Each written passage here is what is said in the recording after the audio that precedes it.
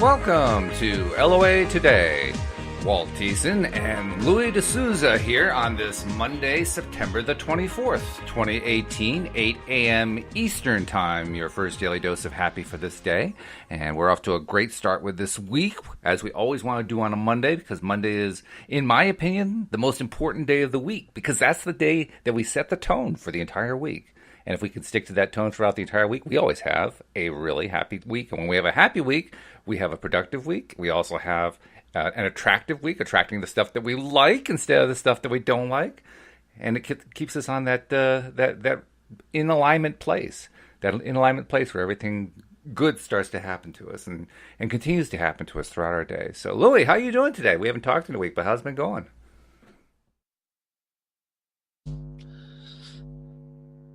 Whoops, got a little audio problem there. Try one more time. Oh, I think we just lost Louis' feed. Well, while he's getting that back, I will just... Well, I can hear it kind of coming through there. Ah. Hi. There you are. What happened? You went away. I have no idea. I was saying hello. I was like, what? Where'd he go? So let me ask my question again. I'm good. How you doing? I'm absolutely fantastic. Well, that's good. You got back safely from your trip to the continent. That's good. Yeah, all's well. Yeah. I had a beautiful trip from Zurich airport, and they've got a little flight deck. You can go out with no glass and have a look at the planes, and the sun was setting behind the plane. I got some gorgeous photos. Oh, nice. Very good. Was beautiful. Amazing. Yeah. All right. So thought we were going to be talking about basics this week, which is actually something we kind of always talk about the basics, but you're talking about actually doing like the whole thing with the basics right from the get-go for somebody who's new to this, and it's a good idea because we haven't done it in so long. I'm not even sure when was the last time we did it. Like, it would be measured in years, something like that. So sounds like a good time to do it. Sounds like a good time to do it. Well, actually, that's not entirely true because Wendy and I did the Abraham book, The Law of Attraction, the basics of the teachings of Abraham. So I guess that counts, right? But, yeah, absolutely. Yeah. But so you want to get us started? And when you are talking with somebody, particularly somebody new to the Law of Attraction, where do you begin? What's your starting point? Well, I have kind of formed a way that I usually do it, and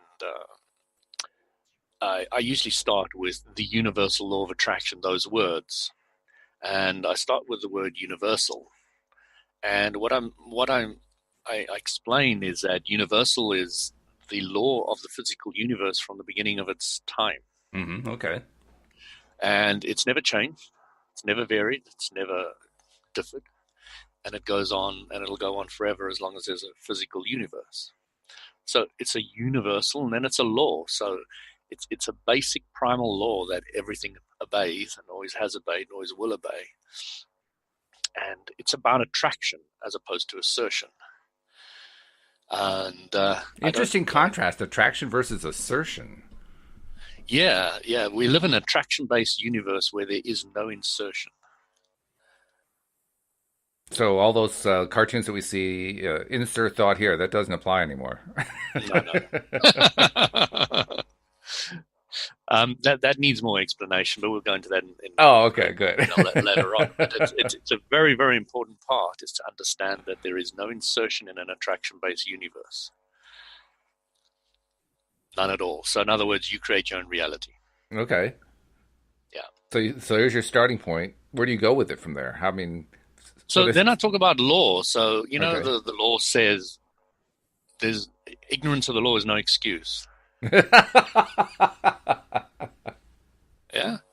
So it's kind of the same with the law of attraction, but if you like it or not, if you know it or not, if you use it or not, if you're conscious of it or not, it works.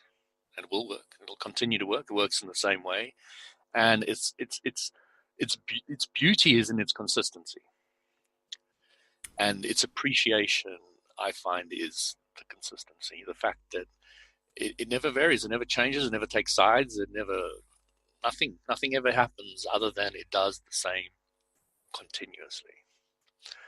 Then I kind of just give a brief explanation of, let's say you're focusing, and I've got this little picture here which going to put up after the audio next to the podcast, I'm guessing, that if you focus on a positive symbol for 14 seconds, and let's just play that out a little bit. I see a positive symbol. I like red positive symbols and really enjoy them, and they're fun, and they bring me a lot of satisfaction, and I can just see it clearly in my mind, and I like the kind of metallic color to it as well. And you can go on for 14 seconds really appreciating the positive symbol. And then after 14 seconds, the universal law of attraction has enough momentum to bring more to of its own power to give you more of what you've been focusing on.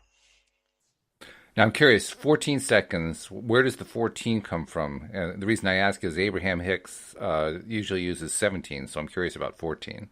Yes. Abram used to say 17, and now Abram says 14. Oh, really? I hadn't heard the change. Okay. Yeah. And I remember when somebody asked Abram, why 14 seconds? And they said something about, well, when you time how long a kettle boils, you can get a figure. Okay. Well, that's not particularly a clear answer, but it's interesting. Yeah. I mean, that's the closest I've got to hearing them try to explain it. They're not particularly interested in answering that one. Perhaps it has something to do with the fact that time is relative anyway. Maybe that's they're trying to find a way to. Well, they were saying that the stream of humanity is getting faster. The stream is getting faster.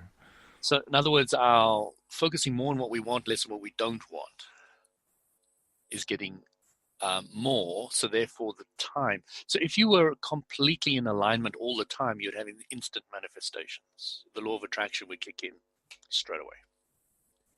In other words, the resistance is going down, essentially. Exactly.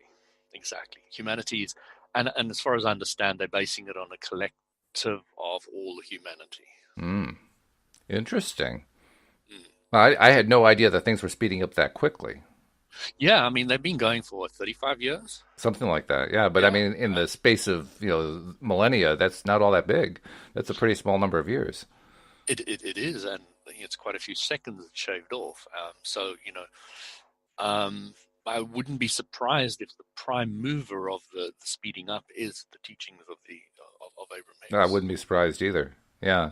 And well, it also, it implies anyway that those of us who continue to row upstream, to use their upstream downstream metaphor, have an even harder task than we had before because the stream's moving even faster than it was. That's right. But no, it's not going to be harder. It's just going to get bigger quicker. Oh, okay. Well, I guess. Well, if you're rowing upstream, though, it means that you're getting nowhere faster. Yes, but what it means is your problems are going to get bigger quicker. Ah, I see what you mean. Yeah. So that has interesting corollary possibilities to it, then, doesn't it? I mean, if problems are getting bigger faster, that means and let's be honest, the majority of people around the world who really don't understand the law of attraction, or certainly haven't expressed any interest in becoming deliberate creators using the law of attraction, are going to find their problems getting worse and worse and worse pretty quickly. Yeah, and then they're going to be tempted to either follow the rocket of desire or croak. So there's going to be a lot of croaking going on. I said there's going to be a lot of rocket of desires going on. Well, hopefully that. I just noticed the pattern. I've been watching the pattern for most of my life and I was a part of that pattern. To some extent, I still am part of that pattern. And it's not a pattern that's easy to break out of. So, I mean, I do know that when you run into a really crisis kind of situation in your own life, not so much what's going on in the larger world, but in your own life in some way, you kind of hit bottom in some way, you do have the incentive in a much bigger way to turn things around. And certainly a lot of people do that. But there are also plenty of people who don't. And that's what's so interesting to me is that, there are going to be lots of rockets of desire. How much is the resistance going to come down? I mean, they're saying overall that the resistance of the human stream is decreasing. That's a good sign. I'll latch onto that part, and I'll feel good about that part. But I also know there are going to be people who are going to be hanging on like crazy to the old Yeah, ways. yeah. It goes back to illusions and that initial stream that his whole. Oh no, it is. Did he make an allusion to streams in Illusions, Richard Bach? Yeah, illusions. Remember the initial story. Oh no, I might get Oh no, giving no. Oh, that's right. Jonathan Livingston He, Seagull, isn't it? well, in Illusions, I was just remembering there was one point where they walk on water and then they walk in mud. Yeah, yeah. No, that's not what I'm talking about. Okay, Um, so um, that's not it. Okay, it is Jonathan Livingston Seagull, in and Seagull. Okay, and it's a great analogy about a crystal stream and holding guys. on to the sides while the stream is going instead of letting go and going upstream. Oh, right. Yes, yes, and the creature that refused to cling, and everybody said, "Oh, you're going to be dashed upon the rocks." Yeah, and then he's flying over them as the master. Right. Yes. Yeah, Watch one of us who can fly. yeah. Yes, the fish that can fly. Yeah. But I wanted to emphasize an aspect now. So you focused for 14 seconds. Now, the universal law of attraction of its own power, not your power now, nothing to do with you, of its own power starts bringing you more positive symbols into your life. Now you say it has nothing to do with you. What I'm saying is you've done the initial work. Ah. You've focused on it for 14 seconds. You've let it go. Now, the universal law of attraction of its own power brings in more of what you were focusing on. Okay. So if you say instead of a plus symbol, you say positivity for 14 seconds, then you will get more positivity in your life given to you by the law of attraction of its own power. Now I'm going to ask you the question that I often ask when we're in discussions that involve positive and negative energy and positive and negative focus, and Sure. that is, do you think that there is a significant difference between positive energy, so called, and negative energy, so called? Um, there is no real difference in anything other than whatever you focus on, you get more of. Mm-hmm. Calling it positive, calling it negative, I mean, there's so many variations in between that. All I will say with clarity is that whatever you focus on, Yes. emotion, mentally, physically, etc., you will simply get more of, no matter where it is on the scale of positive or negative. And I think the question is significant because it's a way of kind of bringing one to the realization that positive and negative is really a value judgment made by the person who's doing the attracting. Absolutely. So it's really, if you say that it's positive, means you think it's positive. It's positive from your perspective. And if you think Yeah, it's it's negative, then going it's from back your to perspective. the fact that there is no real good or bad. It doesn't exist. Except in our own preferences. Yeah. But in truth, whatever you're focusing on, you're just getting more of. It's so simple that it's a bit confusing sometimes. Isn't that the way it always is with simple concepts? I think so. So continuing with this law of attraction, if you focus on a negative symbol for more than 14 seconds, you're going to draw more negativity to you, or unhappiness or depression or whatever the negative emotion is. So literally anything more than worrying about something for more than 14 seconds is going to amplify it. Universal law of attraction kicks in. It's got enough vibrational momentum to start giving you more of what you're worried about. And I use both sides so that people can see it's not limited to any one aspect. Then what we really want to do is, if we are stuck in the negative, there are 4 basic steps to move into the positive. Okay. And they are? Well, when you're focusedly negative, you want to go to generally negative. When you're generally negative, you want to move to generally positive, and from generally positive, you want to go to focusedly positive. That's the basic 4 steps that Apron teaches. General specifics. Okay. Yep. So let me give you an example. I used to have, before the law of attraction, an incredibly big problem, and it really frustrated me. I used to lose my keys all the time. And I used to be so angry, so frustrated, and I'd run around the house like a headless chicken, and I'd be angry, and I'd like, where are my keys? Where are my keys? Where are my keys? And a few times I would stand in front of my wife, who's got an active vibration of finding everything all the time. Stand in front of her, and I'd say, where are my keys? Do you know where my keys are? She'll stare at me and say, they're in your hand. Oops. So when you're focusly negative, you can't even see something, even if it's in your hands. Yeah, that's true. Sometimes you're not that bad, so you can pick it up. And it'll just vary on where you are. But if you're really focusly negative, you can be completely blind to finding anything that you want. I've seen that sometimes with my wife when she'll be sitting at the couch and she's got her computer in her lap and other things, and she's like reaching around for something, and where are my glasses? And I'll say, they're on your head. Ed. Oh, it's incredible how that happens. Yeah, it really is. And any of us can do it. I've done it. I've done stuff like that all the time. Yeah. So when I started realizing this is how this works, I said, let me go generally negative, because I know going to focusly positive is too far away from me. This is too big an active vibration that I can't find my keys. So I will go to, wouldn't it be nice if I found my keys a bit more often? And I played with that. And I started finding my keys more often. And I moved it up a scale. I said, I find my keys a lot more often now. And that started working for me.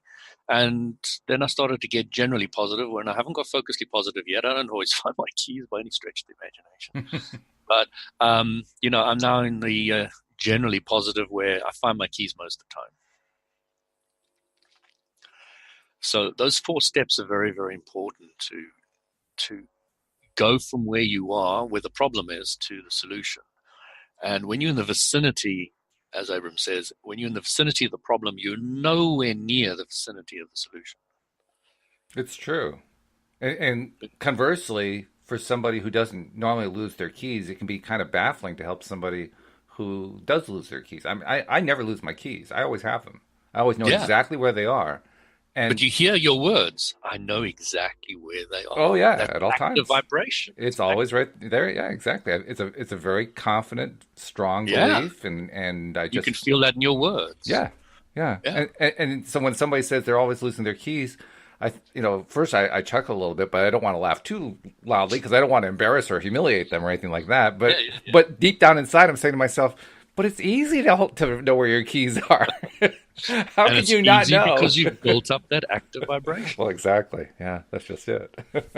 And I did over a long period of time. Yeah. And, I'm getting there, and I'll be there, and I can feel that I'm going to be able to say that at a stage sometime in the future. Now, of course, the really humbling part is, even though I know exactly where my keys are, there are other things I don't know where they are, and I do get frustrated about them. Now, that's the ironic part, right? Because on the one hand, there are certain things I'm really good at. I have no doubt about where my keys are going to be. I may not have a clear idea where my car is, but lost in the airport car park. Keep pressing that button. Where's the beep beep beep beep? Right? We've all done that. No, actually, that doesn't happen too often either. I have to admit, but but that's the kind of thing that can happen, though. You have one thing, that one little thing that you just can't seem to get around, and so because you believe you can't seem to get around it, you can't seem to get around it. And that's such a daunting concept. Like, how is it that I can just block myself off by believing that I can just block myself off? It seems crazy. Yeah. Doesn't it? Well, what I started to realize was that there's a lot of subjects out there that we focus on. Yeah, that's true. And some subjects we are positive about. Mm-hmm. Focused about. Oh, yeah. Have a nice, strong, active vibration about. And some we have a very nice, strong, active vibration of what we don't want about it. Mm-hmm. And every subject has got a slightly different vibration for us. Yep, it does. It's true. And then you start looking at different subjects and your head and say, which ones do I actually want to build up from focusedly negative to generally positive to focusedly positive? And the focusedly positive ones, you're now aware of them and you don't even think about them. You just leave them to be active in the background. Mm-hmm. You bring yourself up with some of the others that you want to focus on. Of course, there's also an additional source of confusion that goes on because, like you say, there are a whole lot of things we focus on.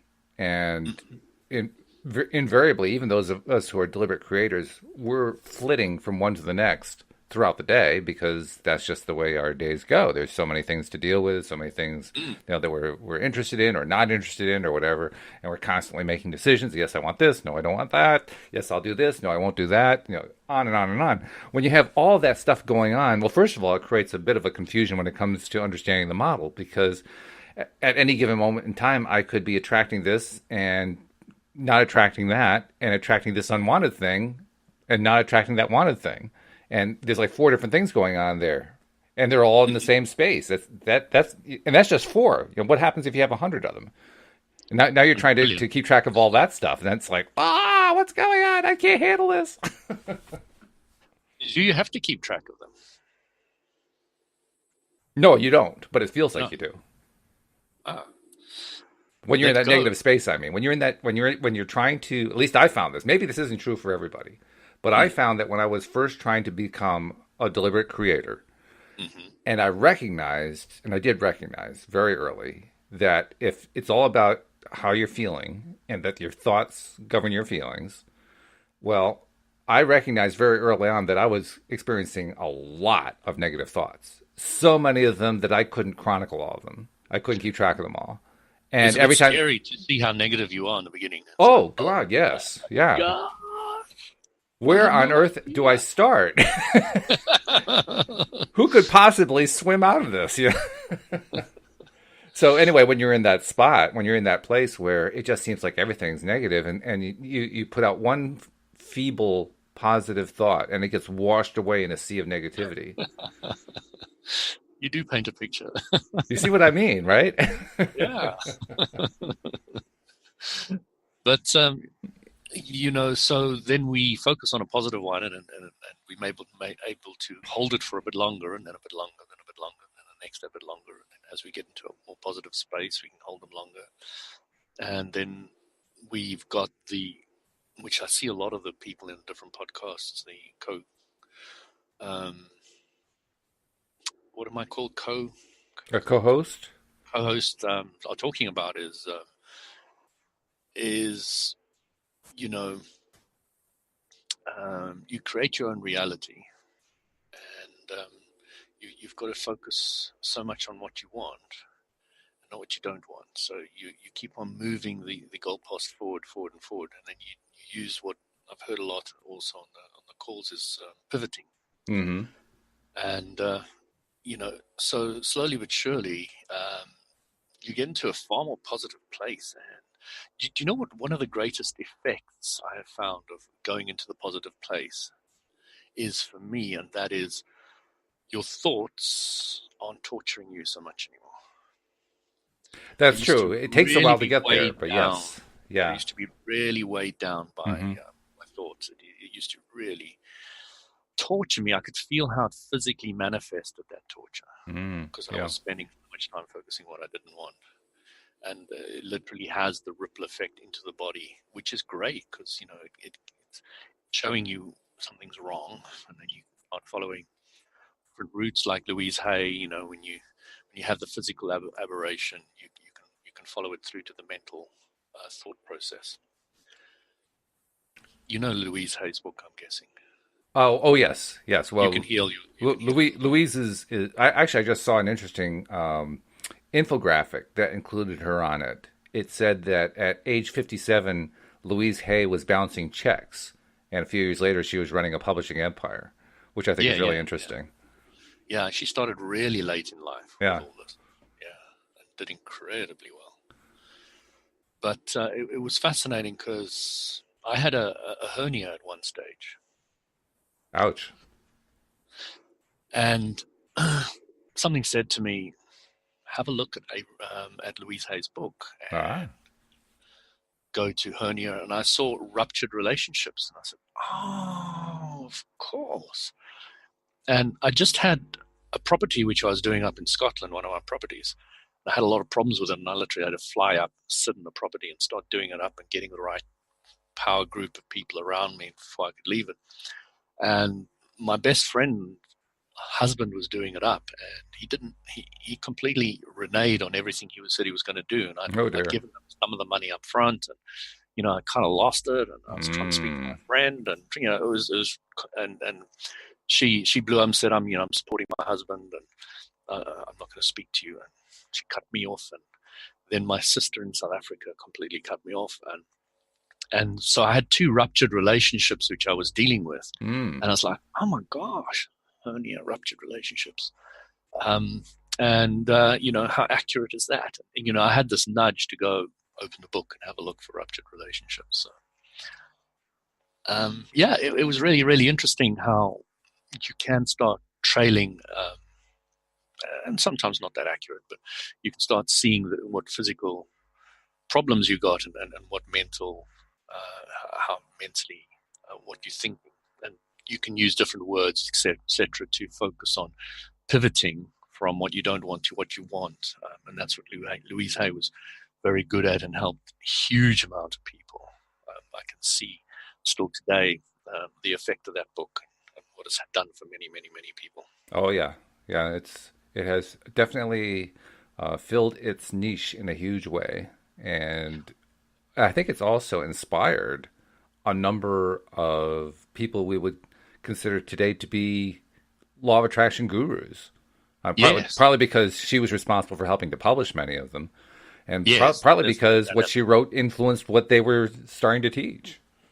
Mm-hmm. Yeah. All right, so we get back to the basics of how the law of attraction works. Okay, so we understand that there's this simple, not necessarily simple to implement, but simple process of pivoting one small increment at a time from the bad feeling place eventually to the good feeling place. Mm-hmm. And you're right that over time, you can notice that your own emotional set point has improved. Your feeling state has improved. Point of attraction. Yeah, point of attraction, yeah. Yeah, I found that in my case, I had to kind of beat my head against this thing for a couple of years and then look back and realize, oh yeah, I guess I am feeling better than I was. Because you don't notice, it's like every time that you make little tiny changes in your own life, you're still the same person you were before. You're still kind of in the same place you were before. It doesn't feel like anything really happened. You have to kind of look at it over the expanse of time to realize you actually went downstream. Mm. Yeah, I mean, I started realizing it with clarity again with my thoughts, how they weren't torturing me so much anymore. With the fact that my health was better. Yeah, well, that helps a lot, yes. And my health was already fairly good, so it was a contrasting health aspect. Well, anytime that you're not feeling well, or especially if you have chronic pain or something along that line, when that changes, you notice that one pretty quickly. Yeah. Oh, yeah. You notice that pretty quickly. That doesn't take too long. When you're trying to notice, that you're happier, that can be harder to spot sometimes. Well, what I noticed that I wasn't staying upset for as long as I used to. Ah, yeah, that's a good measure. Yeah, it was like much shorter. Mm-hmm. I would blow up, and then hey, it's okay. Just like that, much, much, much quicker. Yeah. Pivoting was, less focused, more on what you want, less on what you don't want. So if somebody says to me, what are you teaching? I would have to say alignment. Mm-hmm. And of course, alignment needs some explanation. Yeah, alignment, when I first heard that word, meant nothing to me. Exactly. So you can probably replace the word with happier. Yeah, that's what I usually do. Feeling better. Yeah. Feeling better. Feeling good. So when you're in the feeling good place longer or more than you're in the feeling bad place, then the whole pivoting is changing. Mm-hmm. So when you say no to something, you're saying yes to something you don't want. Yeah, that's one of those things that kind of catches you early on. You say, well, wait a Yeah, minute, I've been focusing on this thing for the longest time. Why is it that I still don't have this thing that I keep focusing on? yeah, It doesn't seem possible. I mean, or like you say, let's actually turn it around. I keep saying, I don't want this thing. I don't want this thing. I keep making it really clear I don't want this thing, and it keeps showing up. Well, of course it's going to if you understand the law of attraction. Yeah, but I'm playing the role of the person who's still learning this thing. You know what I like to use as an example? We are fighting against cancer. Yeah. Oh, yes. It's like, come on. We here in America are very good at declaring war on things. We declare war on poverty. We declare war on cancer, terrorism, and we declare war on everything. War on drugs. We've been fighting that one since I can remember. And sugar at the moment. I think that's a big one. Yeah, war on sugar. Oh, that's huge. And the most fascinating thing is we never win. We just make it bigger. Wow. We just make them bigger. One of these days, I keep hoping we're going to notice the pattern, but so far. One of my history teachers said to me when we walked into the class, said, guys, I'm teaching a subject I've got a bit of a problem with. He said, the only thing I've ever learned from history is that we don't learn from history.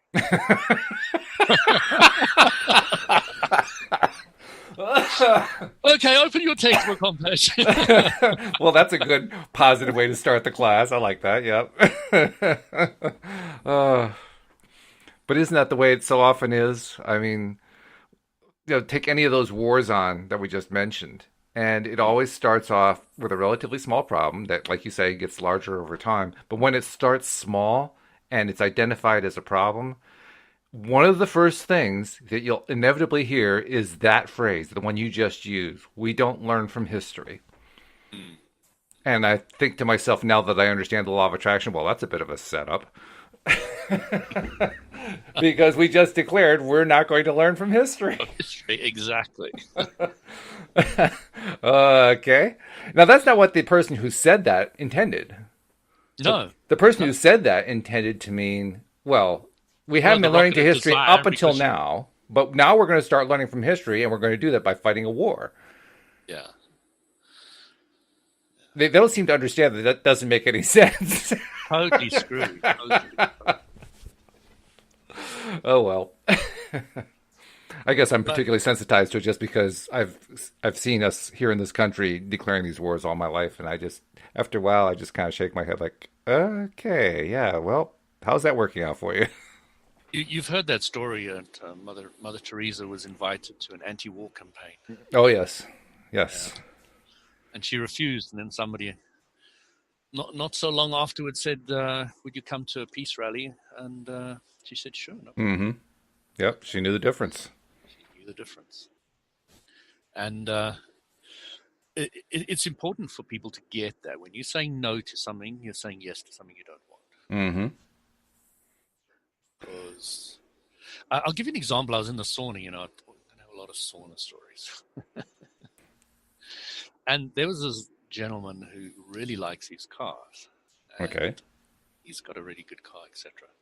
A lot of them, actually. He was saying that, I was saying, I can't wait for the automated cars to come out. And, you just get in, tell it your destination, and off you go. Ah. Sleep and read and do whatever you want, listen to podcasts. On the way. And, he was saying they shouldn't be allowed and it's dangerous and things like that. And I was like, okay, so maybe for you, but what about for the rest of us? They shouldn't be allowed because they're dangerous? That's an interesting psychosis he's got going there. Because technology can't deal with all the factors involved that a human can. And so was going on with this. Okay. Yeah. He apparently hasn't been paying a whole lot of attention to the tests that have been done. But it was interesting because somebody popped up in the sauna and saying, oh, this company I've been working for with, or I can't remember who it was with or for, has just bought 650,000 pods for England. Mm-hmm. These one-man pods. Okay. And you're just going to go into your Uber app kind of thing and book it, and it'll come around to your house. You jump in and you just tell it where to go. Okay. So they're already getting some of the highways and all the rest of it sorted out with special cat eye sensors and other things for all these cars that are coming in. Mm-hmm. So it's definitely there. It's not like a concept that's too far away or too far out. Oh yeah, no, this is And definitely coming in a very short period of time. yeah. So I said to the guy, I was confused because you're saying to me I'm not allowed to do what I want to do. So what happens if I turn around and say to you, you can only use an automated car? How would you like me to tell you that? So it's the same as the other way around. He's telling me nobody should be allowed to use an automated car. And saying you can't want for other people. You can want for yourself. Remember we were talking about white magic, black magic, and how it should be done Mm-hmm. on the last call. So, you can't put somebody else in the box of what you want for somebody else. You can't make somebody love you. You can't. Well, you can put them in the box. It just won't You could necessarily try. stay there. Yeah, it just doesn't really work very well. That's all. And sometimes it does work to a degree. But the other person has a far more stronger point of attraction of their own Mm-hmm. compared to yours. You will never have enough point of attraction to control somebody else. It just doesn't work that way. Earlier toward the end of this past week, we did a podcast on the topic of victimization. And one of the key concepts that came out of that podcast is that when you try to, in your words, put somebody else into a box, you're really setting yourself up to be a victim. Yeah. Which you don't really think about. I mean, that's not like the first thought. The first thought coming into my mind is if I try to get you to do what I want you to do, I'm making a victim of myself. No, that's not the way it works. That's not the way we think about it. But nevertheless, that is what happens. Yeah, because we're basically setting ourselves up that the only way we can be happy, the only way we can have the kind of life we want, the kind of situation we want, if somebody else does what we want, is if they do what we want them to do. Yeah. Yeah. It's actually a lose-lose, but we don't think of it that way. We think that, I mean, how many people are there that I know who are activists, political activists, and they'll make the argument, well, you've got your head buried in the sand. You've got to stand up to this stuff because if you don't, the world's going to fall apart around our ears. You got to face reality. You got to face it. You got to face the reality. Yeah, and they don't seem to actually understand that the way they're choosing to face it is creating a reality that they don't want. But nevertheless, what they don't want and getting more of it, and then they get confused. They do. Well, they don't necessarily get confused. They become determined in many cases. Like, well, okay, that didn't work too well this time, but it will work next time. Tie myself to a tree or whatever. If that's what it takes, you do what you have to do, right? Yeah. And it's interesting because we're not here to face our reality. We're here to create our reality. That alone is a tough concept because early on, when you're first exposed to the idea of ask, believe, and receive, that is a creative process, but I know myself, I don't feel like I'm creating anything. I put out my first deliberate, well, not now, I mean, early on. Yeah. I'm putting up my deliberate ask. Yeah. And I'm pushing myself to believe, and I'm not receiving all the time. In fact, a lot of the time I'm not receiving, so this stuff doesn't work. Absolutely. And I have complete understanding of anybody who doesn't appreciate, respect, or like, or tells me I'm talking rubbish. I completely respect where they're coming from. It's not necessarily their reality, and they haven't. And it's not a fun place. They haven't started to experiment with it. They haven't started to see true for them. And it's true. I keep on saying to people, you want to test the law of attraction, start with something simple, something small. Something you don't have a strong active vibration against. Like most humans, I would say, don't use money as your first port of call to test the law of attraction. Probably not your best bet. No, that or the new Ferrari, or the $1 million house. Yeah, not your best place to start. No, but winning the lottery. Focus on a pencil. You don't really care if you have a pencil or not. There's not too much active vibration going on there. So use something small, something simple. And it can be fun. You pick something as ubiquitous as a pencil. Because there are so many of them around, all of a sudden pencils start coming into your life all over the place. Do you know what I did? I started doing Jaguars. You and That Wendy. was my. Sorry. Wendy Dillard owns a Jaguar. All right. Yeah, That's so cool. So yeah. cool. But I just started saying, I wanted to see more of them. Mm-hmm. I'm not hugely into cars, so it wasn't a big issue for me. Why Jaguar for you? To be honest, it goes back to James Bond movie in my childhood. So when he wasn't driving the Sterling, he was driving the Jag. Okay. Exactly. In one of the movies, Jaguar was the car, and I kind of liked it. That's about as close as I get Da to da da da da da da da da da. um, so I have to go on a side note and say that I can't remember what it was. Was it the Olympics or whatever, where they did the whole thing where James Bond brings the Queen onto the scene? I can't remember exactly which event it was. in the helicopter. Yeah, in the helicopter. Yeah, I love that. That was great. I think she liked it too. Well, James Bond is a very British, Oh, yes. very much a symbol of Britishness. So, where were we? We were talking about saying no, yes. Okay, so the other thing which I really want to cover in greater depth along the way is the law of attraction teaching, and specifically Abraham Hicks's teaching, is incomplete without certain other pieces of information that they give. One of them is your emotions or your guidance system. Yeah, that's a big one. To me, if you don't put that into the whole mixing bowl of what the law of attraction is about, it's not complete. Oh, well, not only is it not complete, getting it in there is revolutionary, particularly for somebody like me, because when the first time that I was exposed to the idea that my emotions are my guidance system was very much an eye-opener, because up until that point, I had no use for my emotions. I didn't know what to do with them.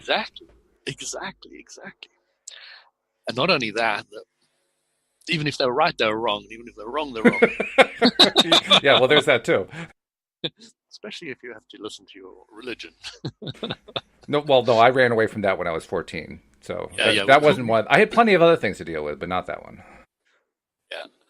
But a lot of us did have that religious aspect. Okay, I've had sex before marriage, and now I'm going to hell. Oh my gosh.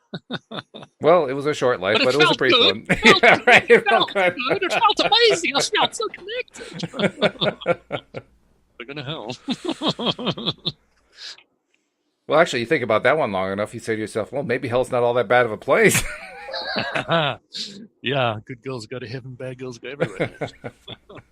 I love Madonna's song. I've mentioned this one many times, but there's a Far Side cartoon that I absolutely adore. It's my favorite one of all, in which there's a guy in hell. There are flames all over the place, and he's sweeping the floor in hell and whistling. And just whistling, having a good time. There are two devils on a parapet above him, looking down at him and saying, I don't think we're getting through to that guy. Love it. Talk about having perspective in your circumstances. Yeah. Hell. Never mind. I'll broach that quickly. So there was this guy in the sauna. My saunas. So he was really interested in what I was saying, and I taught him the law of attraction, and I taught him other bits and pieces and emotional guidance, and he lapped it all up. He really enjoyed it. He was fascinated with it. And then the next time I saw him, he said, Louis, I've been thinking about everything you said, but there is evil in the world. There is definitely evil in the world. Now, I know he had been through a lot. He had been through these support groups because he had problems, etc. Mm-hmm. So, I know it had been really, really tough for him. So I sat him down, I looked at him, and I said, you've told me you've had a really interesting life. So tell me, have you done evil to people? Have you been bad to people? Have you been horrible to people? And have they been evil and bad and horrible to you? And she said, yes. You have no idea. You have no idea. I said, okay, so tell me, I'm seeing this really clear-eyed, handsome, healthy-looking individual in front of me. Have those experiences not carved you into the person you are today? Good question. And he looked at me and he looked at me and he wanted to say no, but he said, well, yes, I have to say yes. And he didn't really have an option because, so I said, were they really evil? Ah. Or were they pivoting points? Were they, when you know what you don't want, you have a better idea of what you do want? Did they not carve you into the person you are today? He said, well, no, I looked at it like that.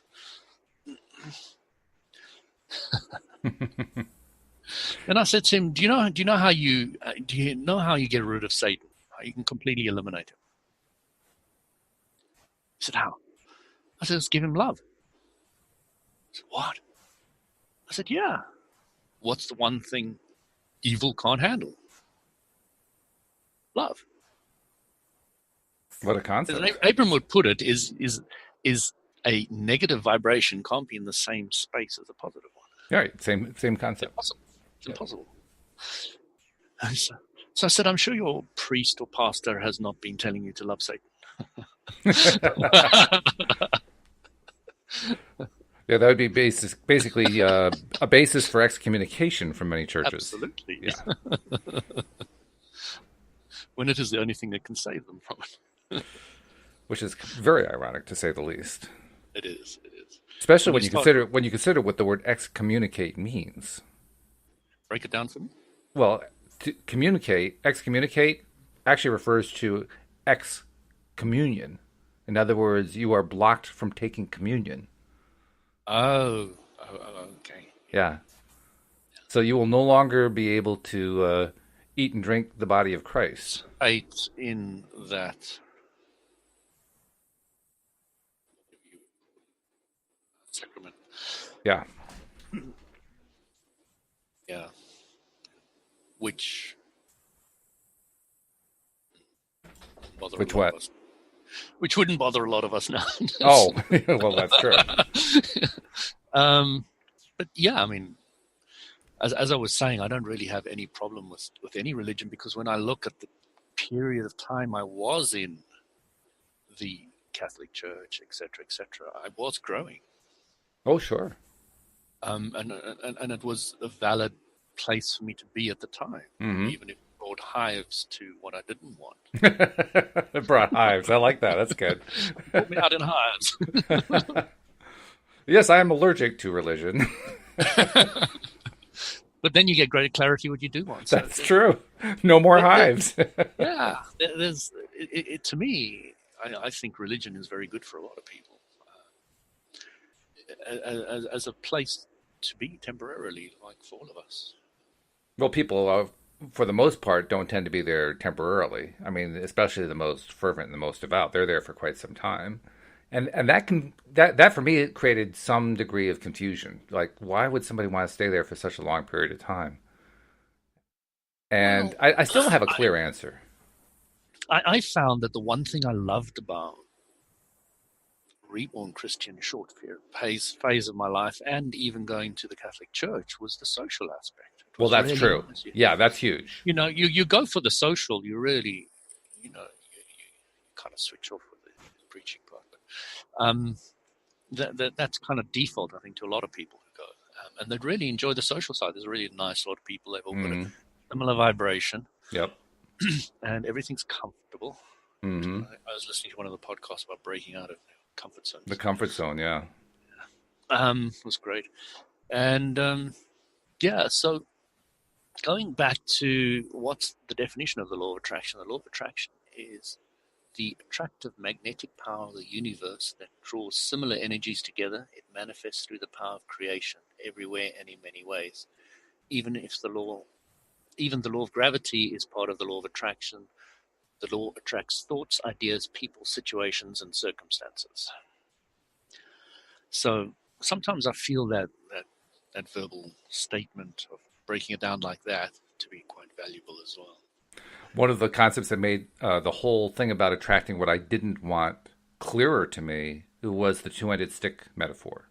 When I heard that one, that was for the first time that I really did understand how I could attract something I didn't want. Mm-hmm. You know something really funny? Somebody really close to me said this.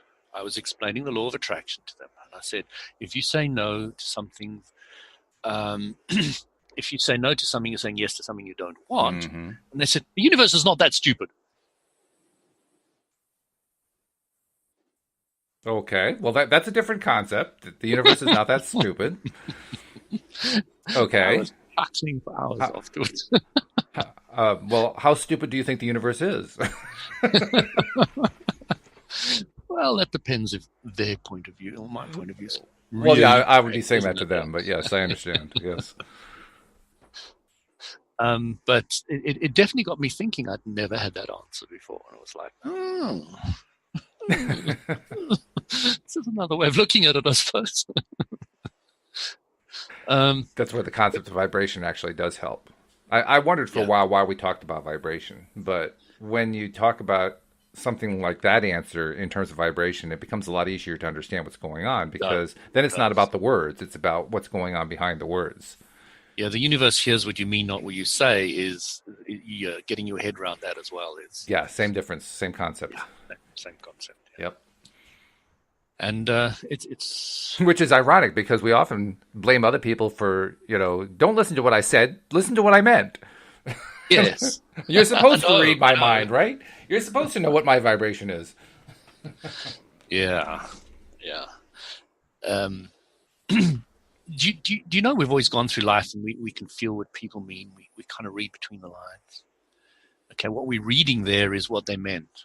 It's the real meaning. It's the vibrational interpretation. That's a good point, yeah. I hadn't thought of it that way, but you're right. Yeah.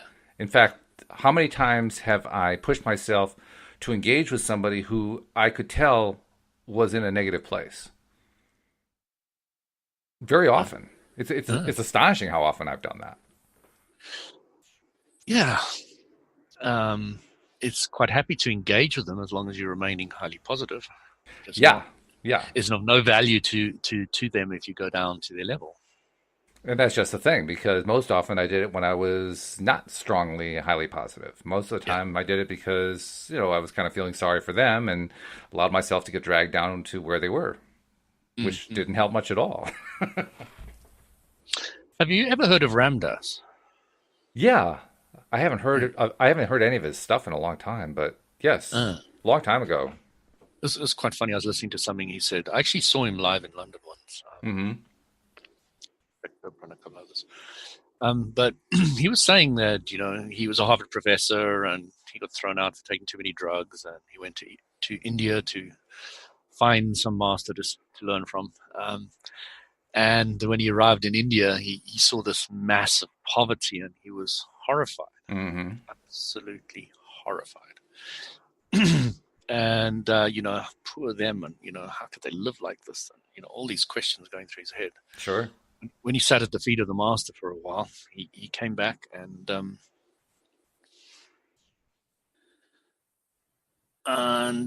he saw the same bunch of poverty people. Obviously, he was in an ashram or something.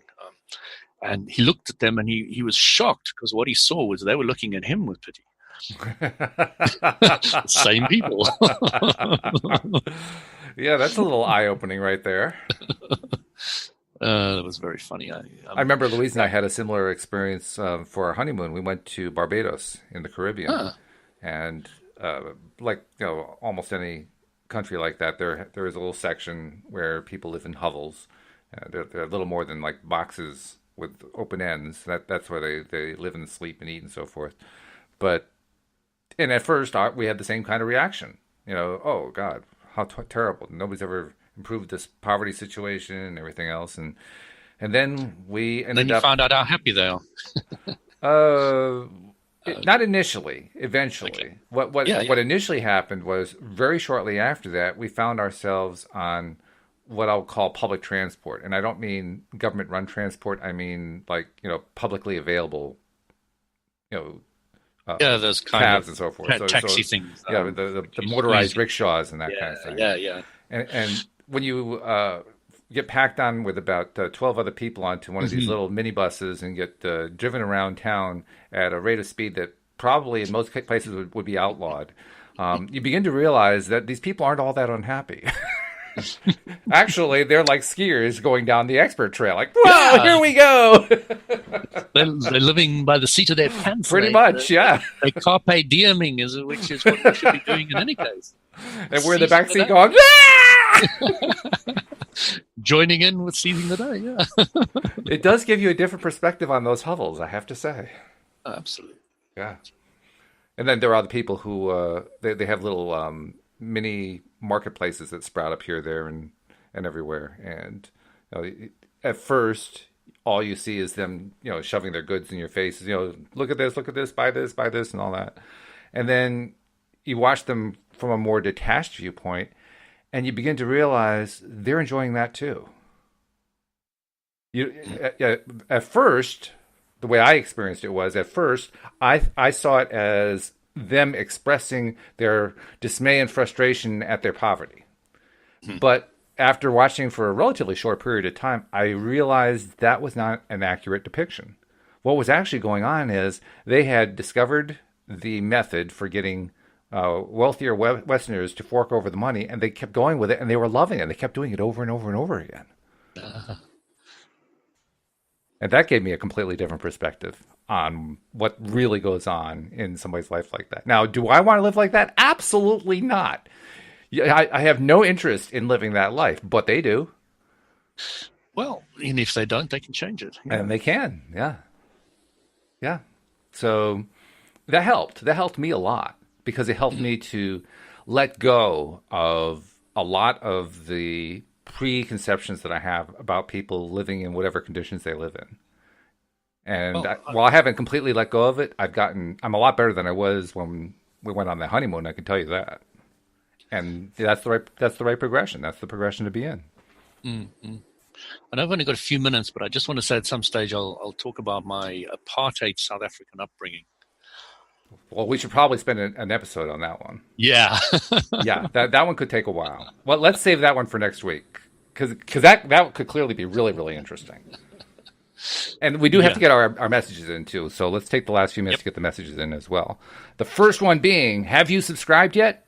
If not, what are you waiting for?